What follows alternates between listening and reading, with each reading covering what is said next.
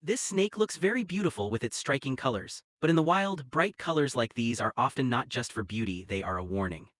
Many animals in nature have bright colors such as yellow, red, or black that stand out strongly. Their purpose is to send a signal to predators to stay away.